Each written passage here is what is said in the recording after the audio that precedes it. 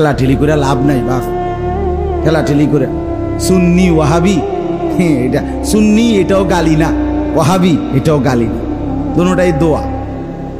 সুন্নি মানে রাসূলুল্লাহ সাল্লাল্লাহু আলাইহি ওয়াসাল্লামকে অনুসরণকারী, ওয়াহাবি মানে যে আল্লাহ তাআলাকে মহব্বতকারী। ওয়াহাবি মানে আল্লাহওয়ালা, সুন্নি মানে নবীওয়ালা।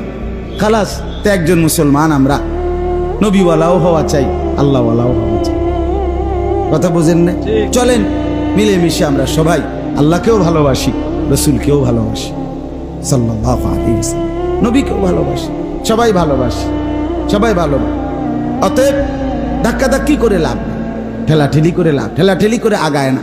এজন্য আমরা নিজেরাই যদি নিজেরা ভাগ হই, বারবার ইনসাফের সাথে বোঝেন, প্রত্যেকেই ভাবেন রাসূলুল্লাহ সাল্লাল্লাহু আলাইহি ওয়াসাল্লামের ভালোবাসা নবীর সুন্নতের মধ্যে অনুসরণে। আমনে আমনের জায়গার থেকে মিসওয়াক করেন, দস্তরখান বিছান, দাড়ি রাখেন, বিবিকে নামাজি বানান, স্ত্রীকে পর্দানসীন বানান।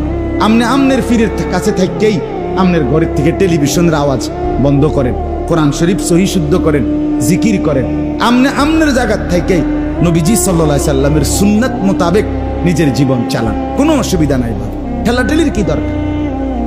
সবাই মিলে মিশে যেন আমরা জান্নাতি হতে পারি। আল্লাহ